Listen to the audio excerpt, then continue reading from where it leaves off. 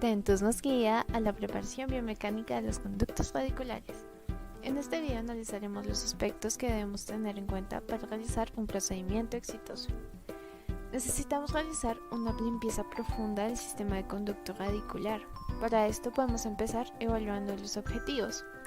Contamos con 5 objetivos mecánicos de diseño para limpieza y remodelado del sistema de conductos radiculares. Estos fueron descritos por Schalder. El primero nos dice que debemos desarrollar una forma cónica, afilada y continua en la preparación del conducto radicular. El segundo nos dice que el diámetro de la sección transversal debe ser más estrecho en todos los puntos apicalmente. El tercero nos dice que la preparación del conducto radicular debe fluir con la forma del conducto original.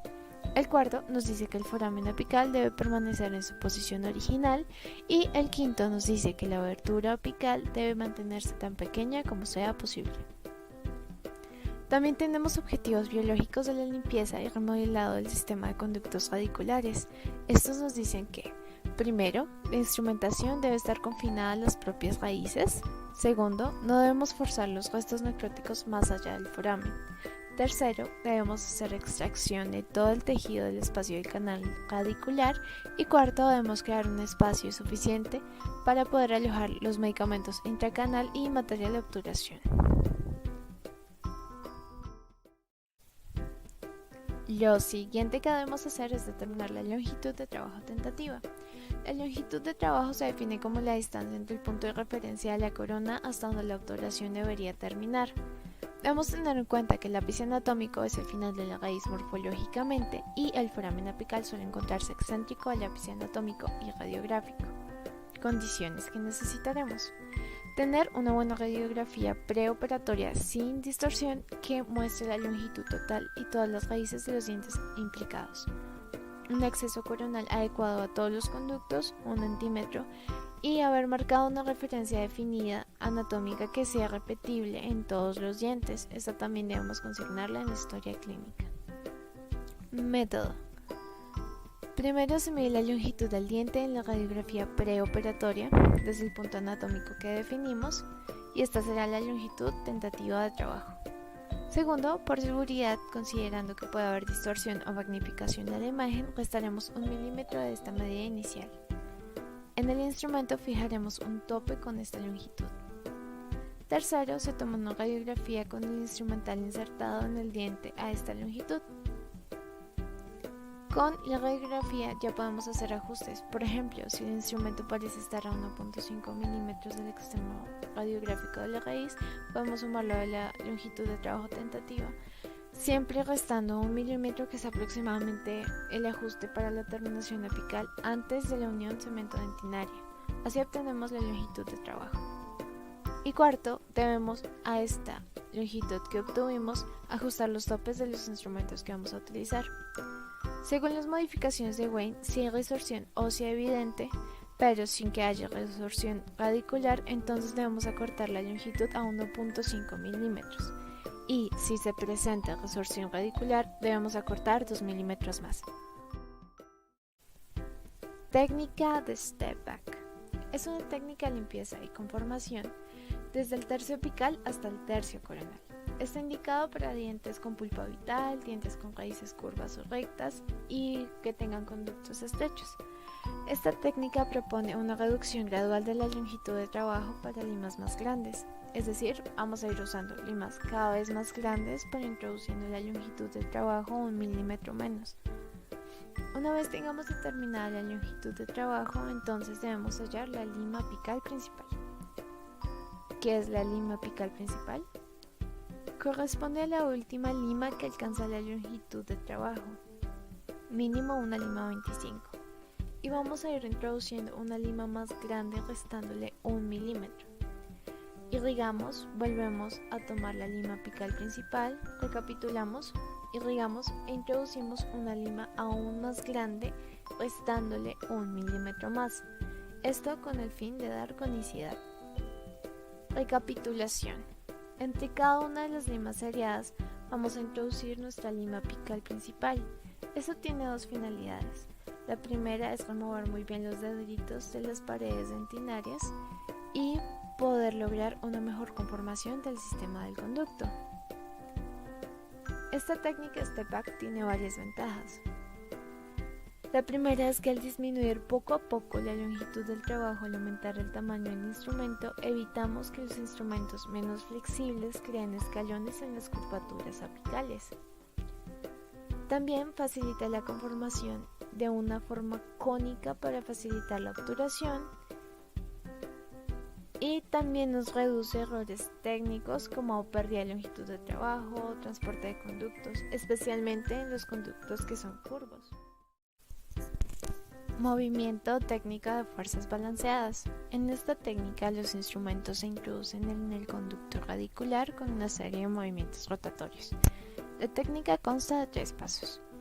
El primero, o fase de colocación, la insertamos el instrumento en el conducto con un movimiento en sentido de las agujas del reloj de máximo unos 180 grados y avanzamos apicalmente. Después de la inserción pasiva del instrumento en el conducto, una rotación pasiva en sentido horario también de unos 90 grados para enganchar dentina. En el segundo, o fase de corte, el instrumento se mantiene en el conducto con una fuerza axial adecuada y se rota en sentido antihorario para que corte y libere esquirlas de dentina que están enganchadas en la pared del conducto. Y tercero, o fase de extracción, para retirar la lima realizamos una rotación en sentido de las agujas del reloj y de paso vamos a limpiar. Las principales ventajas que tiene esta técnica son un buen control apical de la punta de la lima, ya que el instrumento no corta en toda su longitud, tiene una capacidad excelente de centrado del instrumento en el conducto, nos crea menos aberraciones y súper importante, también es menor la cantidad de deditos extruidos apicalmente. Errores que debemos evitar en la preparación. Zip o cremallera. Este es el resultado de la tendencia del instrumento a enderezarse dentro del conducto radicular curvo. Esto da como resultado un agrandamiento excesivo del canal a lo largo del lado exterior de la curvatura y una preparación insuficiente de la cara interior de la curvatura en el punto final apical. Codo. Se asocia con zipping y describe una región estrecha del conducto radicular en el punto de máxima curvatura como resultado de un ensanchamiento irregular que se produce coronalmente. Esta conicidad irregular y el flujo insuficiente asociados pueden poner en peligro la limpieza y llenado de la parte apical del conducto. Perforación.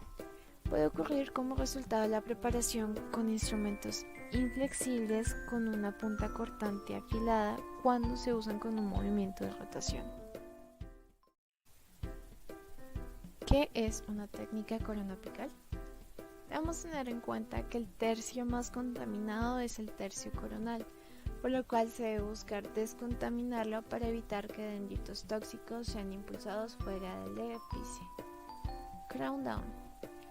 Está indicado para conductos curvos y finos, conductos que sean de difícil acceso al tercio apical.